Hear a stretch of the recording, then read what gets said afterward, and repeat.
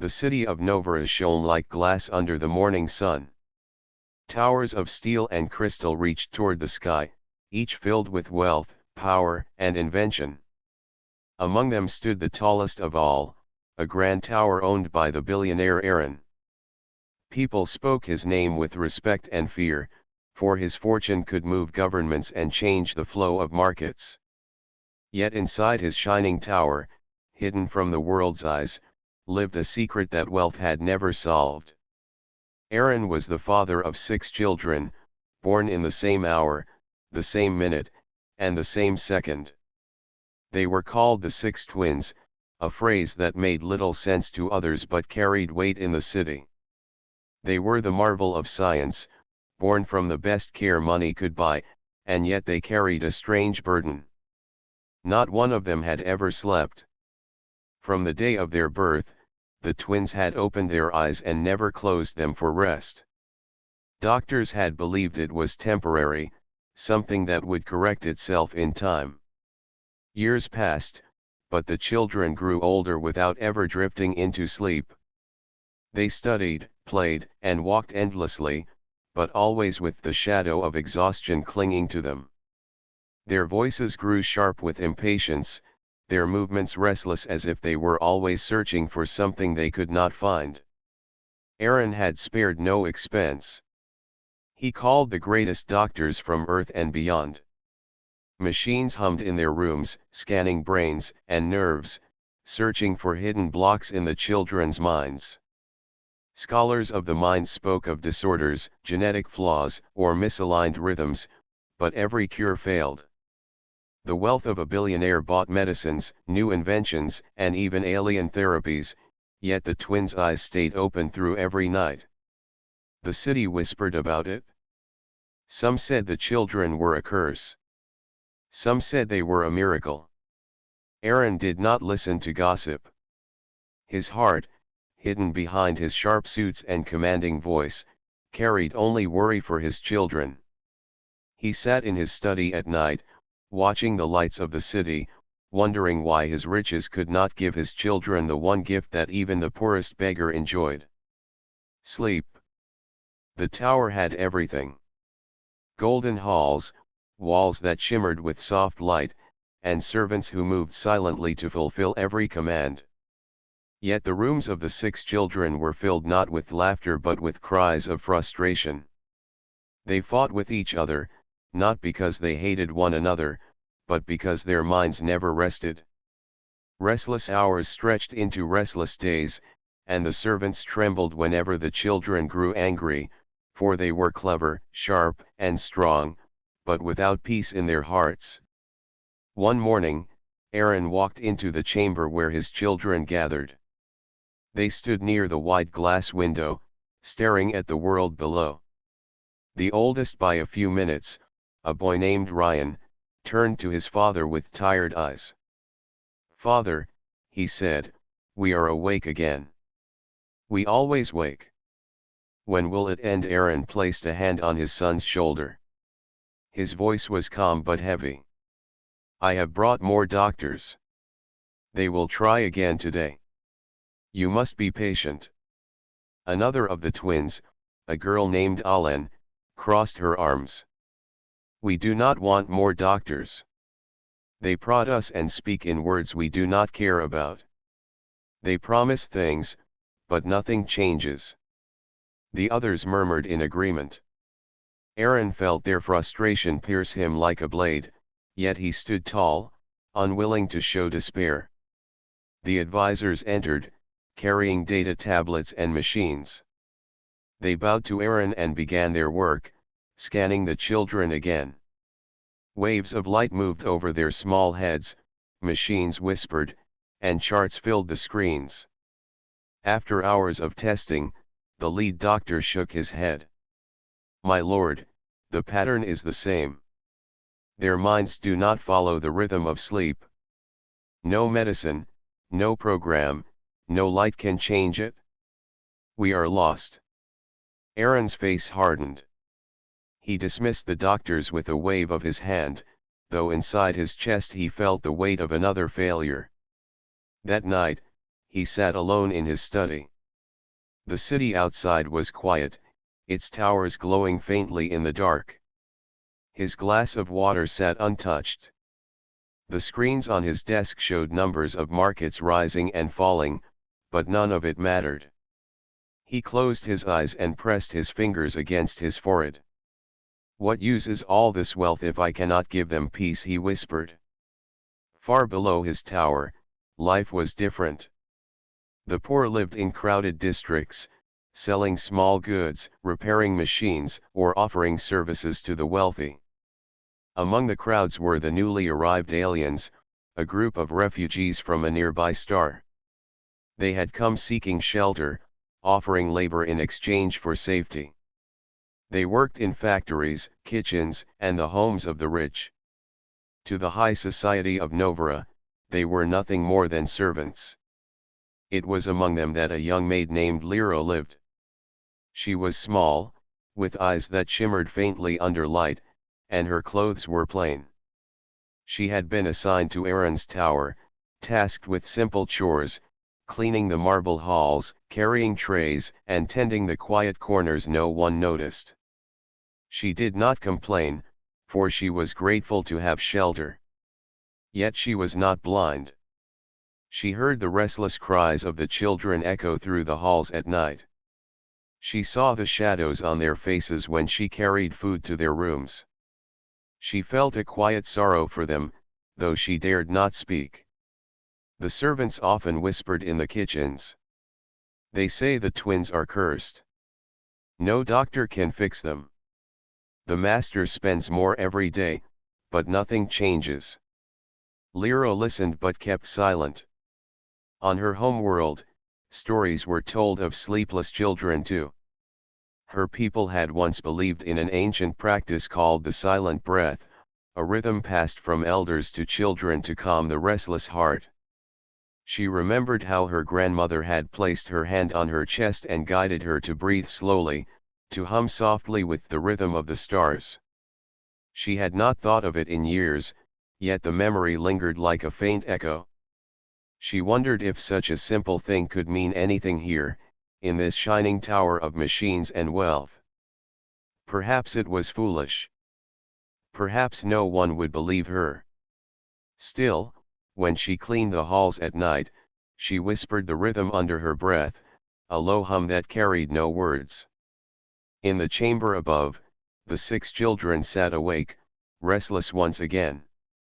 They pressed their faces against the glass, staring at the endless lights of the city, their hearts filled with longing for something they had never known. And so the days of silence and frustration stretched on. Aaron fought with his advisors, demanding answers that never came. The twins grew sharper, their voices edged with impatience. The servants moved quietly, fearful of disturbing the restless heirs. And far below, a poor alien maid carried an old memory, unsure if it could matter in a world where wealth had failed. Yet change was waiting, like the first light before dawn. For all the doctors and machines, all the wealth and power, none had given the twins peace. And sometimes, the answer to the greatest mysteries was not found in gold or science, but in the gentle courage of one heart that dared to try. The following week brought new tension to Aaron's tower. The 6 twins grew more restless each passing day. Their voices echoed through the halls as arguments sparked between them, sharp words born not from hate but from exhaustion. Servants moved carefully, heads bowed, afraid to draw attention to themselves. Even the guards in silver uniforms grew uneasy, for the cries of children who never rested carried a weight heavier than weapons. Aaron stood at the top of the tower, watching the city below. He was a man who had built empires with his mind and will, yet in his heart, he felt powerless. He had met kings, leaders, and alien lords, but none could offer a cure. He wondered if his children would spend their whole lives awake, always restless, always searching. The thought cut into him more than any failure in business ever had. It was during these days that the alien maid, Lyra, became more visible in the tower. She had been sent from the refugee quarters with little notice. The head steward had chosen her to handle tasks most servants disliked. She swept the long halls lined with glass, polished the tall mirrors, and carried water to the upper rooms. Her work was quiet, and she spoke little. Most in the tower did not notice her, but she noticed everything. She saw the children's tired faces when she delivered trays of fruit. She heard their frustrated voices echo from behind closed doors. She saw Aaron walk with heavy steps, his proud shoulders slightly bent. She also saw how the servants whispered, afraid to speak too loudly in the children's presence. All around her, the tower glimmered with wealth, yet carried the weight of sleepless nights. Lyra came from a poor world far away. Her people had lived close to the land, their lives shaped by old traditions. Though she was young, she carried stories from her grandmother, tales of healing that needed no machines. On her home world, sleeplessness was seen as a wound of the spirit, not only of the body. The silent breath was one of those traditions. It was not a spell or a force of power. It was simply a way of slowing the heart and calming the mind through sound and rhythm. She remembered the hum her grandmother taught her, steady and soft, a sound that carried comfort in its pattern. At night, when her work was done, Lyra sat in the servants' quarters. She folded her hands and hummed that rhythm quietly. The other servants sometimes stared, confused by the strange sound, but she did not mind. She felt the calm it gave her and wondered if such a thing could touch the restless children above. One evening, as the tower settled into the silence of night, Aaron walked into the chamber of his children. He found them gathered by the window, faces pale in the glow of the city lights. Ryan, the oldest, looked at his father with weary eyes. "Father, the day has passed, and we are still awake. Why will it never change?" Aaron placed his hand on his son's shoulder. "I have tried everything. Tomorrow another group will arrive, doctors from the outer colonies. We will not stop until we find an answer."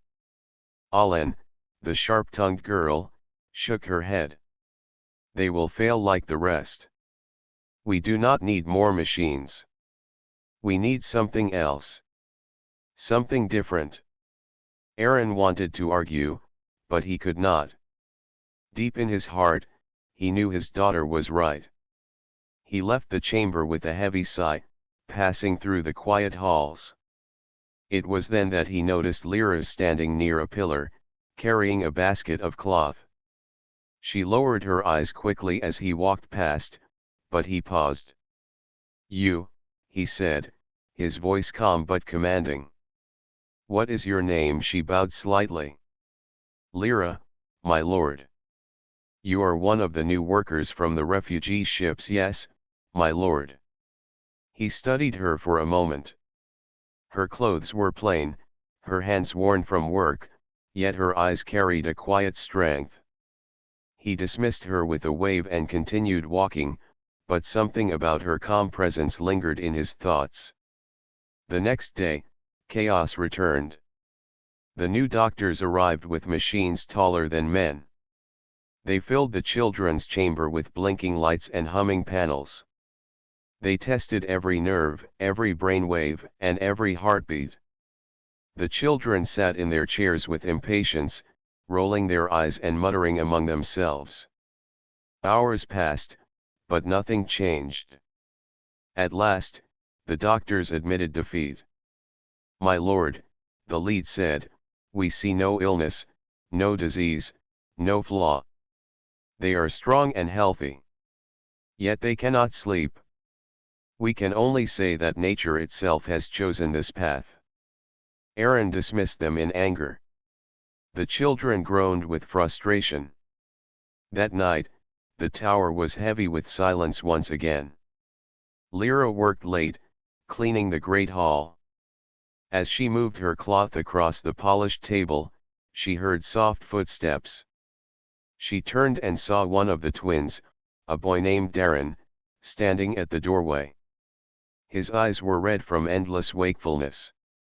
"You are the maid," he said quietly. "Yes, young master," she answered, bowing slightly. "Do you sleep at night?" She nodded. "Yes." He stepped closer, his voice almost a whisper. "What is it like?" Her heart ached at his question. She placed the cloth aside and answered gently. "It is like closing your eyes and floating in a calm river. Your body rests, and your mind dreams of places you have never seen. When you wake, the weight of yesterday is gone."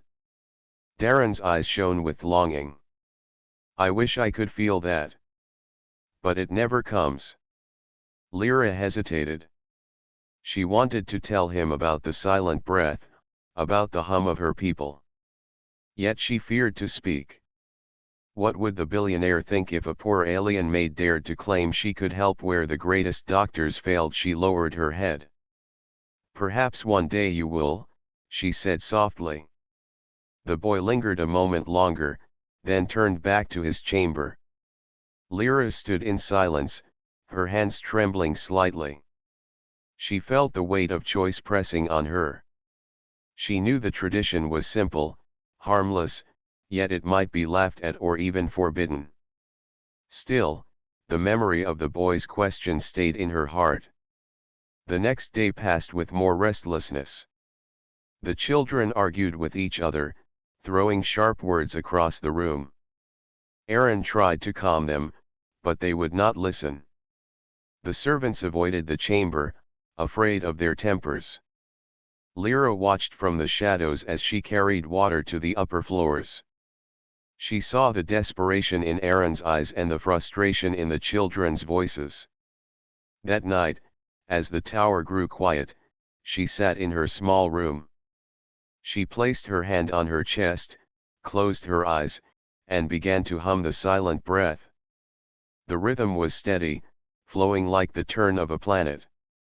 She imagined the children hearing it, imagined their restless eyes growing heavy. For the first time since she arrived, she prayed silently that she might find the courage to share it. Above her, the 6 twins sat awake once again, staring at the city lights. Their minds buzzed with endless thought, their hearts weary from years without rest. They longed for something no wealth had given them. And in the quiet below, a poor alien maid carried the seed of change, hidden in a song older than stars. The Tower of Aaron stood tall against the night sky, its glass walls reflecting the silver light of the stars. Yet inside, there was no peace. The 6 twins once again sat awake in their chamber, eyes wide, voices sharp. Their endless wakefulness had stretched another day into another night, and frustration boiled within them. Ryan, the oldest, paced the room with quick steps. "We have tried every doctor, every machine, every pill. Nothing works. Nothing ever will." Alan, his sister, folded her arms tightly. "Father brings more people each week. They promise and they fail. I am tired of waiting for things that never change." The younger ones argued among themselves, voices overlapping until the air was filled with noise. Some wanted to keep trying, some wanted to stop, and some simply wanted to cry. Their eyes showed the pain of years without rest, yet still they remained awake, trapped in their strange fate. Aaron entered the chamber, his face weary but firm. He raised his hand, and silence fell for a moment. "My children, I know you suffer. I have brought every help I could find, but answers do not come easily. We must endure. I will not stop searching." His words carried strength, but the children turned away, unconvinced. They had heard the same promise too many times. Aaron felt their doubt like a stone pressing on his heart. He left the chamber, his footsteps heavy as he walked down the hall. It was there that he crossed paths with the maid, Lyra. She carried a tray of water, her steps soft, her eyes lowered. Aaron almost passed her by, but then he paused. He had noticed her calm presence before, though she was only a poor alien maid. Something about her silence, her steady gaze, reminded him of strength that did not come from wealth. "You," he said, stopping. "What do you think of this house?" Lyra hesitated, then answered carefully. "It is grand, my lord, but it is heavy with sorrow." Her words surprised him. Most servants would not dare to speak so plainly. He studied her face, but she did not flinch. He nodded once and continued on, though her words stayed in his mind. Later that night, Lyra walked past the chamber of the twins. She heard their voices, raised again in frustration. Something within her stirred. She stopped, holding her breath. For days she had carried the memory of the silent breath, the rhythm of her people. She had wanted to help, but fear of punishment had held her back. What right did a poor maid have to step into the affairs of the rich? What if she failed? What if she was cast out? Yet she remembered the eyes of young Darren when he had asked her what sleep felt like. She remembered the longing in his voice. Her heart ached at the thought of children who had never known rest. Slowly, she set her tray aside. The guards at the door frowned as she approached. "What do you want, maid?" "I hear the children cry," she said softly. "May I enter?" The guards laughed, but the sound of footsteps behind them silenced them. Aaron himself had come, drawn by the noise of his children. He looked at Lyra, surprised by her presence. "You wish to enter their chamber?" he asked. "Yes, my lord," she replied, her voice steady though her hands trembled. The guards exchanged uneasy glances, but Aaron raised his hand. His eyes were sharp with doubt, yet also filled with the weariness of a father who had tried everything. "Let her in," he said. The chamber was bright with cold light. The children turned as the door opened, expecting another doctor or servant. Instead, they saw the maid in her plain clothes, her eyes calm and gentle. Alan frowned. "Why is she here?" Ryan stepped forward, his voice sharp. "We do not need another servant bringing food. We need an answer." Lyra bowed her head slightly. "I cannot promise answers. But I can try something different. If you will allow me." The children stared at her, confused. They had seen countless machines and medicines, but never a simple maid standing before them with such quiet courage. Aaron watched silently from the doorway, his arms crossed. Lyra walked to the center of the room and sat on the floor. Her movements were slow, careful, as if she carried something fragile. She closed her eyes, placed her hand on her chest, and began to hum. The sound was soft at first, barely more than a breath. It was not a song with words, not music made for beauty. It was a steady rhythm, low and gentle, rising and falling like the tide. The air seemed to shift with it, carrying a calm that was not forced but natural. The twins grew quiet. Their arguments faded into silence as they listened.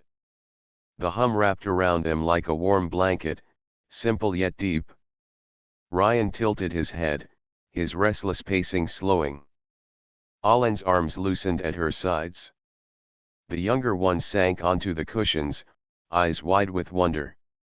"What is that sound?" whispered one of the younger boys. "It feels different," said another. Lyra kept humming, her voice never breaking, her breath steady. The sound carried no magic, no hidden power, only the rhythm of peace passed down from her people. Slowly, the restless energy in the chamber began to soften. The twins' breathing grew slower. Their shoulders relaxed. Their voices faded into quiet murmurs, then into silence. One by one, their eyelids began to lower. First the youngest, then another, until even Ryan, who had never closed his eyes for sleep, felt them grow heavy. Aaron's eyes widened. He stepped forward, his heart racing. He had watched doctors fail, machines fail, medicines fail. But now, before his eyes, his children were drifting into something they had never known. Sleep. The hum filled the chamber until at last, all 6 twins lay quiet. Their faces, once lined with exhaustion, now softened into peace. Their breathing was slow and steady. They were asleep. Truly asleep. Lyra lowered her voice, letting the hum fade into silence. She remained still, watching them with gentle eyes. She felt tears prick her own eyes, for she had not known if it would work, yet it had. Aaron stood frozen, unable to speak. For years he had spent his fortune chasing answers, and now the first sleep of his children had been given by a poor maid with nothing but an old rhythm. At last, he whispered, "What have you done?" Lyra looked up at him, her voice soft. "It is a tradition from my people. We call it the silent breath. It is not science. It is not power. It is simply a way of calming the heart. I thought, perhaps it might help." Aaron's throat tightened. He stepped into the chamber, looking at each of his children, each face peaceful for the first time. He had dreamed of this moment, yet never believed he would see it. "You have given them what wealth could not," he said quietly. Lyra bowed her head. "I only did what I could, my lord." The chamber remained silent except for the gentle breathing of the 6 sleeping twins. The guards at the door stood wide-eyed, unable to believe what they had seen. The servants whispered in the halls as word began to spread. That night, for the first time since their birth, the Tower of Aaron was filled with peace. The morning sun rose over the shining city of Novara, casting golden light across its tall towers. For most people, it was another day of trade, work, and routine. But within the highest tower, inside the home of the billionaire Aaron, a miracle had taken place. The 6 twins slept. For the first time since their birth, their chamber was quiet. Their faces, once pale and restless, were calm and soft. Their breaths rose and fell in steady rhythm. No arguments, no sharp words, no endless pacing filled the air. The sound of sleep, gentle and natural, wrapped the room in peace. Aaron stood by their beds, hardly daring to move. He had not closed his eyes that night, afraid the moment would break. He had watched as his children drifted into slumber under the hum of the maid's voice, and now, hours later, they still slept. The sight moved him more deeply than any victory in his life. He felt the weight of years lift from his chest. He turned to Lyra, who stood quietly near the door. Her plain clothes and gentle eyes made her presence seem small, yet the gift she had given was greater than anything wealth had bought. Aaron studied her in silence, his sharp mind trying to understand. "You did this," he said at last. His voice was low but steady. Lyra bowed her head. "I only shared what my people know. We call it the silent breath. It is old, but it calms the heart." Aaron's eyes narrowed, not in anger but in deep thought. Doctors, machines, medicines, and all the wealth of earth could not give them rest. Yet you, a maid, did what none of them could. Why? Lyra lifted her gaze slightly. "Because sometimes, my lord, answers are not found in wealth or science. Sometimes they are in the small things people forget." Her words struck him. He had lived a life of power, always seeking solutions through resources, influence, and invention. Yet the cure his children needed had come from a forgotten tradition carried by a poor maid. He nodded slowly. "Stay near them," he said. "Do not leave their side until they wake." Lyra bowed again. "As you wish, my lord." The hours passed quietly. Servants tiptoed through the halls, whispering to each other. Rumors spread quickly in the tower. "The children are asleep." "It is true. I saw them with my own eyes." "They say the alien maid did it." By midday, even the guards who stood at the gates had heard the news. Word spread beyond the tower into the city. Merchants spoke of it in the markets. Workers in factories passed the tale along. The 6 twins, heirs of the richest man in Novara, had finally slept, and it was not the doctors or scientists who had done it but a poor alien maid. Inside the chamber, the miracle continued. One by one, after long hours, the twins stirred. Ryan opened his eyes first. He blinked, confused, then sat up slowly. I was gone," he whispered. Alan awoke next, stretching her arms with a smile unlike any she had shown before. "I dreamed," she said softly. "I dreamed of rivers and stars." The younger ones rose with laughter, their voices light and new. They looked at each other with wonder, for they had shared an experience they had never known. Sleep. Aaron's heart swelled with relief and joy. He gathered them close, though they were many and his arms could not hold them all at once. His strong voice trembled as he said, "You have done what no one believed possible. You have slept. You have dreamed. And now you know peace." The children laughed together, their eyes brighter than ever. Their tempers, sharp from years of exhaustion, were gone, replaced by gentle smiles. For the first time in their lives, they felt whole. They turned to Lyra, who still stood quietly at the side. Ryan spoke first. "It was you. We felt your voice. It carried us into dreams." Alan added, "You gave us what no doctor could." "Thank you." The others joined in, their gratitude clear in their voices and faces. Lyra lowered her head, shy under their praise. "I only did what I could. I am glad it helped." Aaron stepped forward, his voice strong and clear. "From this day, you are no longer only a maid. You are the guardian of my children. Your place is here, by their side, until the end of your days if you choose it." The servants in the room gasped. To raise a poor alien maid to such honor was unheard of. Yet no one could deny she had earned it. Lyra's hands trembled slightly, but she bowed deeply. "I will stay, my lord, if the children wish it." The twins cried out at once, "Yes, we wish it. Stay with us." And so her place in the tower changed forever. The following days were filled with wonder. The children slept each night under Lyra's guidance.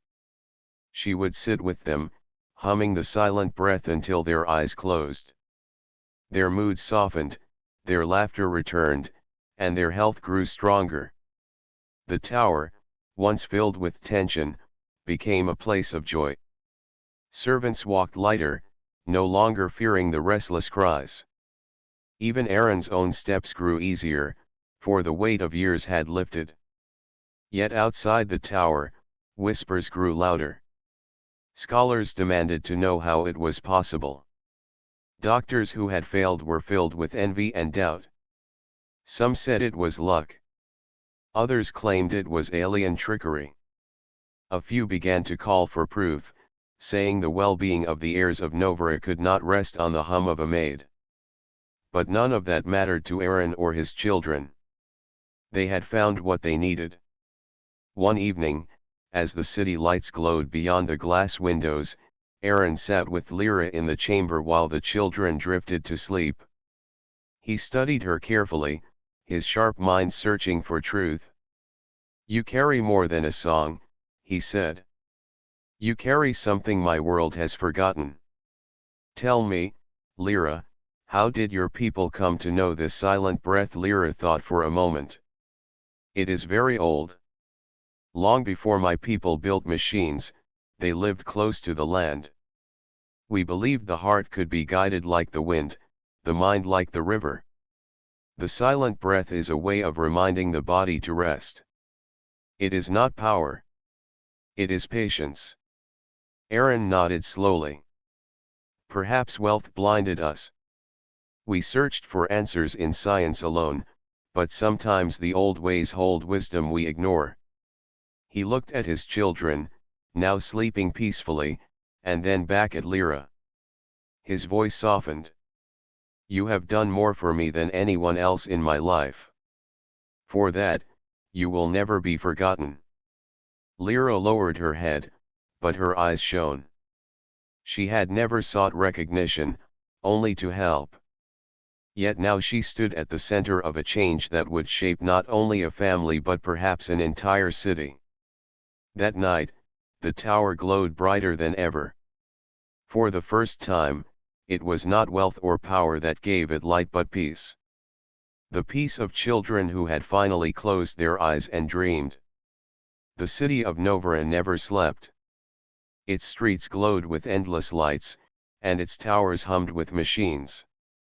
Yet within Aaron's high tower, silence reigned each night. The six twins slept peacefully, guided by the voice of Lyra, the alien maid who had changed everything. At first, no one outside the tower believed the stories. Scholars laughed at the rumor. Doctors called it nonsense. But servants whispered the truth in markets and kitchens. Guards carried the tale to their families. Soon, the whole city spoke of it. The twins have slept. It is real. The alien maid gave them dreams. Perhaps she holds the key to what we have lost. For though Novara was a city of wealth and invention, it carried a hidden wound. Many children there could not sleep. Restless nights plagued families across the towers. Machines were built to soothe them, medicines were sold, yet nothing truly worked. Parents carried tired eyes, and children grew weak. The problem had spread for years, but no one had found an answer. Now the tale of the maid gave them hope. Inside the tower, Aaron watched with sharp eyes. He knew the whispers would soon reach leaders, scholars, and rivals. He prepared himself. His children mattered most, and he would protect their peace. One morning, as the sun rose over the silver towers, a group of doctors stood at his gate. Their robes carried the mark of the Healing Council. They demanded to see the maid. Aaron met them in the grand hall. His presence was strong, his gaze unshaken. "You may not command in my home," he said firmly. "But speak your reason." The leader of the doctors stepped forward. His voice carried pride. "We have studied the illness of sleepless children for decades. You cannot place trust in the untested hum of an alien maid. Allow us to examine her. We must know if her act is safe or not." Aaron's answer was steady.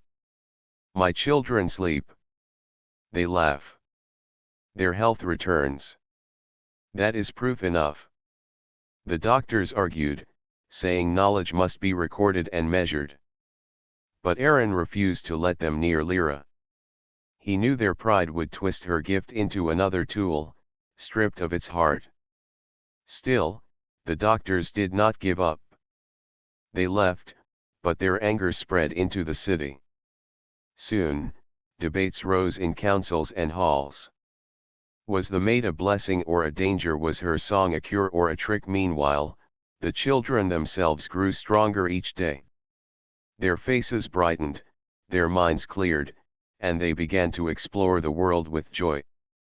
No longer weighed down by exhaustion, they played in the gardens, read books with delight, and even spoke kindly to the servants they once ignored. Ryan said to his siblings, "The dreams show me rivers and skies. I want to see them for real." Alan replied, "We will see everything. Father says we are heirs, but we are also free now." Their voices carried laughter that warmed the tower. Lyra remained by their side, humble and steady. She guided them each night, her soft hum filling the chamber. She asked for nothing in return, though gifts were offered to her daily. She cared only for their rest. But the city outside grew restless. Crowds gathered near the tower, hoping for answers. Parents came with tired children, begging for the maid's help. Some carried gifts of fruit or flowers, asking only that their little ones might dream. One evening, Aaron stood by the window and saw the crowds. His heart, though proud, softened at the sight of weary faces. He called Lyra to him. "You have given peace to my children," he said. "But now the city calls to you. Can your song reach beyond these walls?" Lyra lowered her eyes. "The silent breath was never mine alone. It belongs to my people. It can be shared, but it must be learned with patience. It cannot be sold or forced." Aaron thought deeply. He had built his empire on control and exchange, but he saw truth in her words. Some things could not be bought. Some things had to be carried with care. The next day, he ordered the gates of the tower opened for the first time in years. Families entered the gardens in small groups. Lyra sat among them, teaching the silent breath. She did not use machines or wealth. She only spoke softly, guiding parents to hum with their children, to breathe in rhythm, to let their hearts rest. At first, many doubted. But when children's eyes grew heavy and their laughter returned, hope spread like fire. In the streets of Novara, people whispered again. "It is real. I saw it myself. My child slept for the first time in months. The alien maid is a blessing." As days turned to weeks, the city began to change. Homes once filled with restless nights now carried peace. Factories that had slowed due to tired workers found strength again. Schools saw children awake and bright. Even the poorest streets, where medicine had never reached, now carried the soft hum of the silent breath at night. But not all welcomed this change. The Healing Council grew angry. Their medicines and machines, once sold for fortunes, were now ignored. Their pride could not accept that a poor alien maid had succeeded where they had failed. They spread fear, claiming the song carried hidden dangers. Some even whispered that it was a plot to weaken humanity. Aaron heard these voices but stood firm. "My children are my proof," he said. "They live, they laugh, they dream. No words can take that away." The council's anger grew, and they began to plan. But while they whispered in secret, the people of Novara continued to hum softly at night, guided by the teaching of Lyra. The silent breath became a part of their lives, a bridge between alien and human, wealth and poverty. One evening, as the sun painted the sky in red and gold, the six twins sat together on the high balcony. They looked over the city with shining eyes. Ryan said, "Do you hear it? The city hums with us." Alan nodded. "We were once alone in sleepless nights, but now thousands share our dreams." The youngest twins clapped their hands, laughing. "It is like we gave the world a gift." Lyra stood behind them, quiet as always. Her eyes softened at their joy. She had not sought greatness, only to serve. Yet her voice had carried far beyond her place as a maid. Aaron joined them, his strong figure outlined against the sunset. He looked at his children, then at Lyra, and spoke with rare gentleness. You have given not only my family but my city a future. This will not be forgotten. What began as a whisper in one room has become the song of a people. Lyra bowed her head, her voice humble. It is not my song alone. It belongs to anyone who chooses to share it. And so, as night fell, the city of Novara changed forever. The hum of the silent breath rose from countless homes. Children closed their eyes. Parents rested with ease. The restless city, once trapped in sleepless struggle, found peace in the simple gift carried by a poor maid from a distant world.